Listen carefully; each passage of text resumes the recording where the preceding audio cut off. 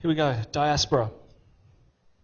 Diaspora, in really simple terms, diasporas are displaced cultural communities. Now, I'm using Chinese as an example there, but that's just because it suits me to do so. The original diaspora was, of course, the Jews exiled from Palestine. Now,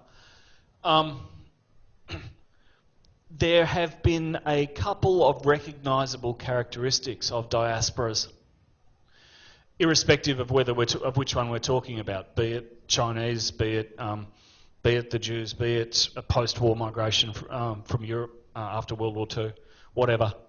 The first of those characteristics, at least in historical terms, is that, I'm going to go with my Chinese example just in the interests of simplicity, is that they tended to emphasise or even perhaps exaggerate their identities and become, in this instance, as the slide suggests, more Chinese than Chinese. That is, you'd have a group of people come out from their homeland and come to a strange place where everything's culturally strange and different, and as a result, you'd cling to what you know and you'd cling to one another and emphasise and even exaggerate your identity, in the face of all comers, in the interests of clinging on to what you knew and making yourself feel comfortable in this strange place. Understandable, sure. Sun writes that migrants may become more possessive on issues of national sovereignty than do their compatriots at home. The intensity and urgency that mark the ways in which the motherland as a real place is fantasised seem to grow, not in spite of, but precisely because of, the physical estrangement of the diasporic and exilic body from China. So yeah, the whole more Chinese than Chinese thing. Now, the second, again, at least historically speaking, the second characteristic common to diasporic groups is that diasporas, again, at least historically speaking, tended to become snapshots of the past.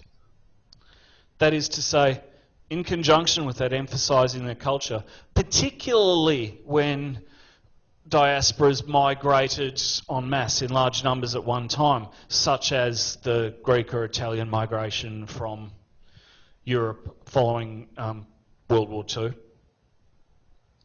They also had a tendency to become historical snapshots of the world that they'd left behind.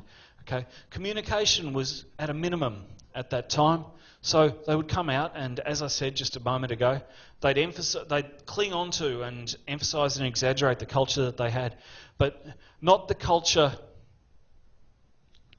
but not so much, let's go with the Italian sense, since we're talking in this case about mass migration at one time. The Italians held on to not so much Italian culture, but Italian culture as it was at the moment that they left. Okay? Now, Italian culture in Italy, because they weren't experiencing this diasporic thing and weren't feeling threatened because they were comfortable in their homeland, and why wouldn't they be? Well, World War II notwithstanding. Went on and changed and developed. Okay? But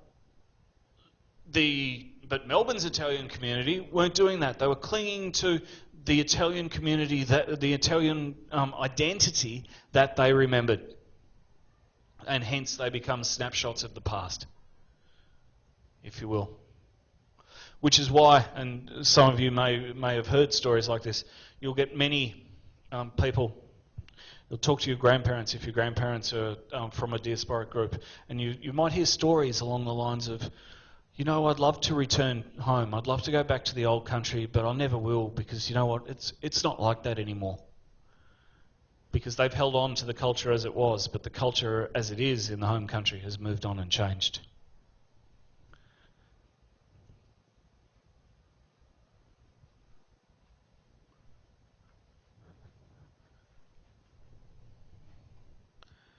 Okay, more media. Broadcasting and narrowcasting. Broadcasting, you're all familiar with? To transmit programs or signals from a radio or television station and or to make something widely known, disseminate something. No rocket science there, but the comparison with narrowcasting is interesting. You see internet, niche marketing, things like this. It's to aim a program or programming at a specific, limited or niche audience or sales market. An increasing phenomena in this digitised world. Okay, this one's a bit of fun. Skip that stone again.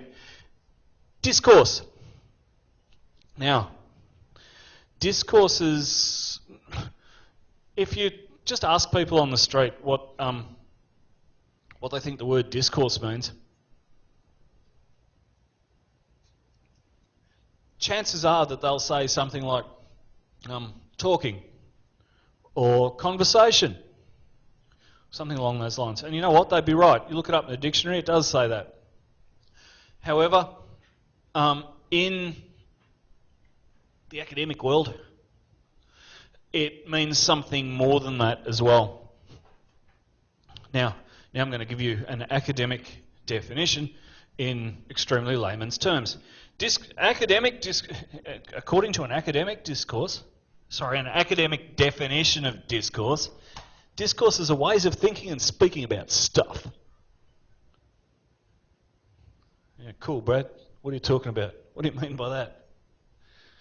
Good. Discourse is a ways of thinking and speaking about stuff. But what do you mean? Well,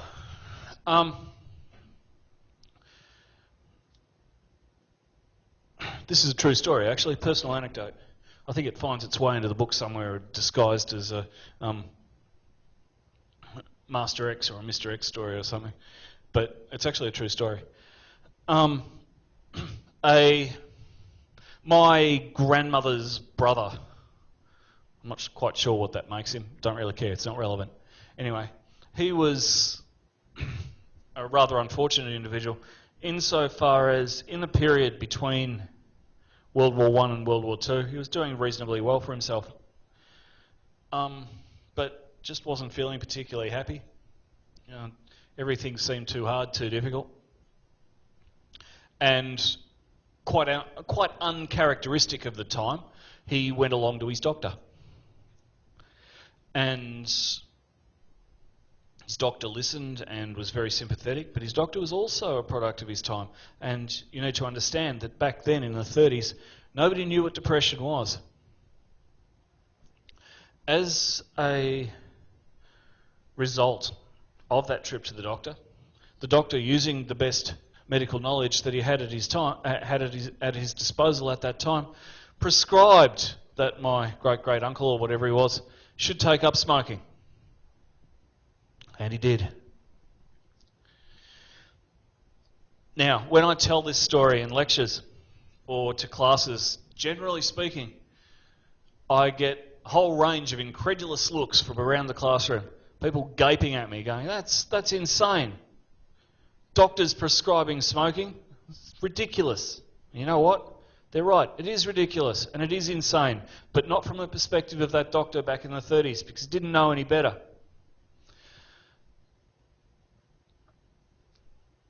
Why do we know better? Because in the interim, many people, including my great-great-uncle or whatever he was, dropped off the perch.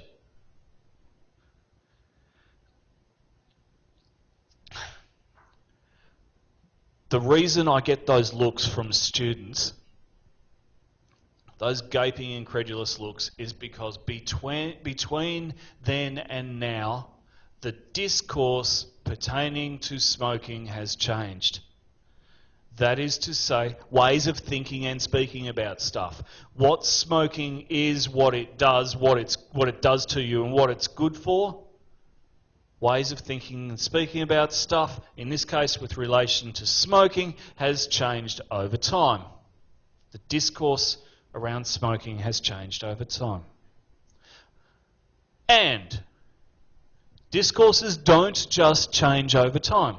They can alter for any number of reasons. They change depending upon context. Here's another light-hearted example. The discourse, ways of thinking and speaking about stuff, pertaining to how many beers is too many beers, is very different if you're talking to your GP for your yearly checkup compared to when you're having a couple with your mates at the footy on a Friday night. In this case, discourse changing dependent upon context. And it may also change depending upon the background, the baggage, if you like, that any particular individual brings to any given situation. So, discourses are ways of thinking and speaking about stuff. Here's another definition for you. Convergence. You'll hear a lot about this. Convergence, quite simply, is stuff connecting together. Very popular term in new media discourses. Oh, now I'm engaging with the lingo here. It's great. Convergence is stuff coming together. Take that phone out of your pocket. There was. Look at it. What does it do? I'm willing to bet that it's a phone, a camera, a recording device, the internet, an alarm clock, toaster, you name it. There was a time when a mobile phone was just a phone. There was also a time when you needed a degree in weightlifting to carry them around. Convergence also doesn't just mean the convergence of technology, doesn't just mean technologies coming together. Anderson points out that convergence can also be a convergence of ideas. You see attitudes to thing A and attitudes to thing B coming together. Stuff converging all over the place. Stuff coming together. All right.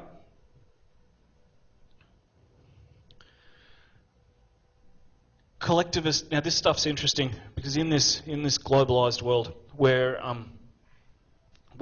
media allows us to connect ever more quickly with people from different countries and different cultures, we're starting to have to actively engage with ways of interaction or strategies to understand people from different cultures. And guess what? We're not all the same. First of all, here's a couple of terms that you might like to familiarise yourself with. Collectivist and individualist cultures. Over a number of years and in different contexts, there has accumulated an informal consensus. The idea of Asians, again just to take an example, being group-oriented as opposed to individualistic is often put forward as a key aspect of Asian values. Now, having spent several years in China myself, I would like to vouch for that on behalf of Asians everywhere.